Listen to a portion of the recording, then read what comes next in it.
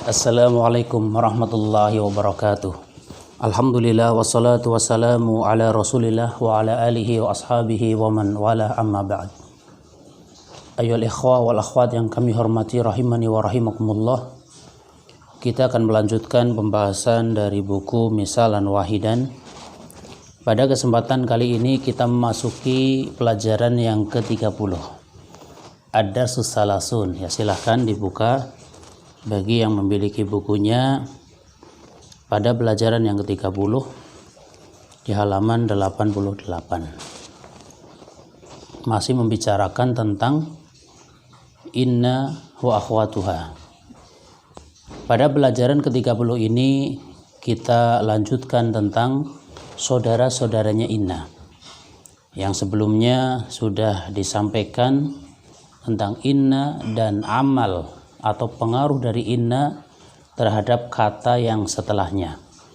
Maka pada pelajaran ke-30 ini yaitu pengembangannya, yaitu tentang saudara-saudaranya inna, yaitu huruf-huruf yang dia beramal seperti amalnya inna.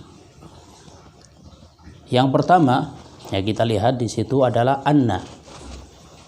Maknanya sama dengan inna, yaitu untuk menunjukkan makna taukid sebagai penguat yang sering diterjemahkan dengan sesungguhnya. Dan di antara penempatannya yaitu ketika menjadi maf'ul bih. Ketika sebuah kalimat dia posisinya sebagai objek, maka dibacanya dengan anna bukan inna. Kita lihat contoh yang ada ya di sini. Ashhadu, atau kalau ditambahi dengan wawu maka wa ashhadu gitu ya. Wa ashhadu atau ashhadu anna Muhammadan abduhu wa rasuluhu. Saya bersaksi. Berarti kan ada sesuatu yang dipersaksikan. Yaitu apa? Kalimat ini, sesungguhnya Muhammad adalah hamba dan utusannya. Ya, sesungguhnya Muhammad adalah hamba dan utusannya. Muhammad itu hamba Allah dan utusan Allah. Ya, maka dibacanya dengan anna.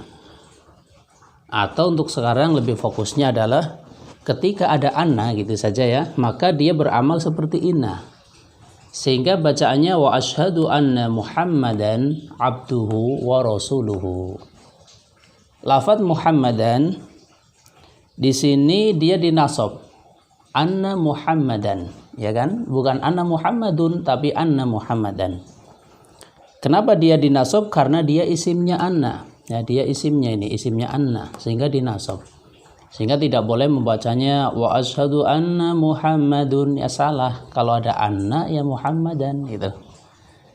Kemudian abduhu dibaca dengan rofa, dengan dhammah, karena dia adalah khobarnya anna. Karena yang namanya anna sama dengan inna dalam hal amalnya, yaitu menasabkan isimnya dan merofakkan khobarnya. Ya, sehingga asyhadu anna Muhammadan abduhu wa rasuluh. Sekali lagi, kenapa Muhammadan dinasab? Jawabannya karena dia isimnya anna. Kenapa abduhu ini dirofa? Jawabannya karena dia khobarnya anna. Ya, sehingga isimnya dinasab dan khobarnya di rofa. Adapun rasuluhu ini ataf kepada abduhu. Ini yang pertama. Jadi teman dari inna yang pertama adalah anna itu sendiri, yaitu yang sering kita terjemahkan dengan sesungguhnya atau bahwasannya ya. Untuk anna sering diterjemahkan dengan bahwasannya. Dan saya bersaksi bahwa sesungguhnya, boleh juga gitu ya. Saya bersaksi bahwa sesungguhnya Muhammad adalah hamba dan utusannya. Kemudian yang kedua adalah ka'anna. Ka'anna untuk menunjukkan makna tasbih atau penyerupaan yang sering diterjemahkan seolah-olah atau seakan-akan. Ya, misal kita lihat contoh, ka'annal kitaba shadiqun. Seakan-akan kitab itu adalah teman. Kitab gambarannya seperti teman, ya, menyertai kemanapun gitu ya. Saking dekatnya dengan kitab, maka kitab itu seperti teman baginya. Ka'annal kitaba shadiqun. Ya, maka kita lihat di sini lafadz al-kitaba ini ya di fathah atau di nasab. Kenapa? Karena dia isimnya ka'anna. Sehingga tidak boleh gini ka'annal kitabu, ya salah, tidak boleh. Kalau ada ka'anna maka isimnya dinasab ka'annal kitaba. Sedangkan shadiqun karena dia khobarnya ka'anna ya, sehingga dia pun di rofa. Ka'anna sama dengan inna amalnya menasabkan isimnya dan merofakkan khobarnya. Itu yang kedua. Kemudian yang ketiga adalah lakinna untuk istidrak, yaitu sebagai susulan menunjukkan makna kebalikannya yang sering diterjemahkan dengan tetapi. Kita lihat contoh. Usamatu tawilun lakinna banahu qasirun. Usamah itu tinggi akan tetapi anaknya pendek. Ya, Usamah tinggi punya anak pendek misal gitu ya. Usamah itu tinggi tetapi anaknya pendek. Ya, kita lihat di sini ada lafadz lakinna. Ya, untuk penulisan lakinna maka lamnya boleh pakai fathah seperti ini atau boleh fathah yang biasa, tidak masalah gitu ya. Ya, kita tidak mempermasalahkan yang semacam itu. Dua-duanya boleh. Kita lihat lakinna, maka setelahnya ibnahu, kenapa dia dinasab dengan fathah? Karena dia isimnya lakinna. Isimnya lakinna sehingga dinasab. Dan qasirun, kenapa dia dirofa atau dhammah? Karena dia khobarnya lakinna. Ya, sehingga lakinna sama dengan inna amalnya, yaitu menasabkan isimnya dan merofakkan khobarnya. Ya, kemudian yang keempat, di sana ada la'alla. La'alla itu terkadang digunakan untuk makna taraji, pengharapan, yang sering diterjemahkan dengan semoga, dan terkadang digunakan untuk makna isfaq atau kasihan atau kekhawatiran. Ya, yang sering diterjemahkan dengan jangan-jangan gitu ya, karena ada rasa khawatir atau kasihan gitu.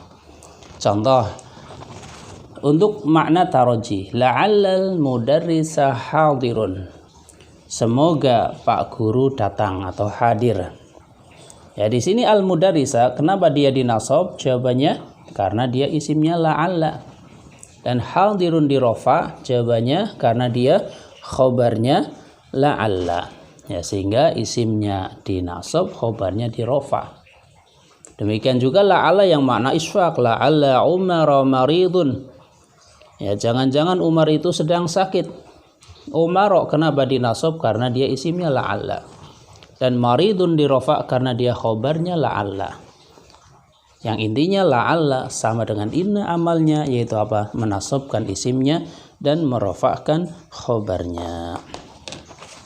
Kemudian yang terakhir adalah laita, untuk menunjukkan tamanni atau angan-angan. Misal ya, ada seorang siswa, dia nilainya jelek, ya, nilainya jelek. Sudah terjadi nilainya jelek karena mungkin apa? Mungkin ya tidak mau belajar, tidak sungguh-sungguh gitu kan. Yaitu akibat ya, akibat bagi siswa atau santri yang dia tidak mau belajar, tidak sungguh-sungguh, kemudian mengedepankan malas seperti itu, ya maka hasilnya biasanya jelek gitu. Kemudian dia berkata, laitan natijata hasanatun, seandainya nilai ini bagus. Udah terjadi nilainya jelek, kemudian dia berandai-andai, seandainya. Itu namanya tamanni, angan-angan. Udah terjadi. Ya, maka yang perlu diusahakan ya kedepannya diusahakan nilainya menjadi bagus gitu ya. Laitan natijata hasanatun, ya seandainya nilainya bagus atau nilai ini bagus. An-natijata, ya an-natijata, kenapa dia dinasab? Karena dia isimnya laita. Hasanatun, kenapa dia dirofa? Karena khobarnya laita. Karena laita sama dengan inna, yaitu apa? Menasabkan isimnya dan merofakkan khobarnya. Ya, demikianlah 5 huruf yang merupakan saudara dari inna, dalam arti dia beramal seperti inna. Kemudian di situ ada perintah hafalkanlah rangkuman berikut ini ya, karena ini sangat penting ya.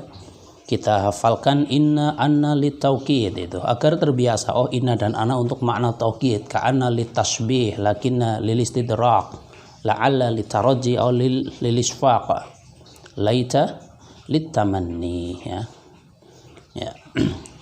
Ya silahkan ini dihafalkan ya, inna anna litaukid ka anna litashbih lakinna lilistidrak, la'alla litaraji atau lilisfaq, laita litamanni.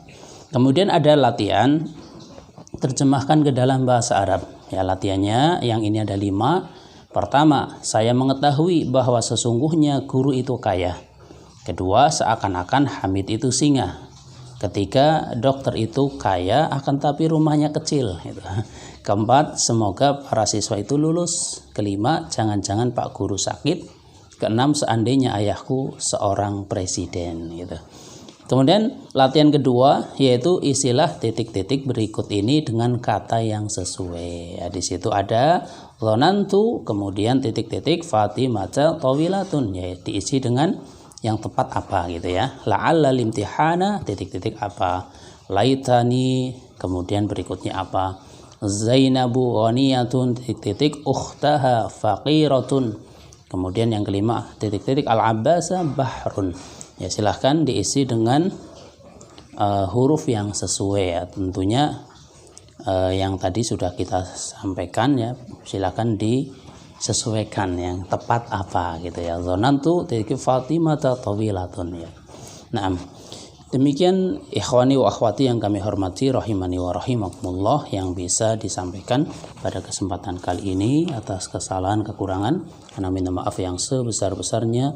Wallahu a'lam bishawab. Subhanakallahumma wa bihamdika asyhadu an la ilaha illa anta astaghfiruka wa atubu ilaik. Wassalamualaikum warahmatullahi wabarakatuh.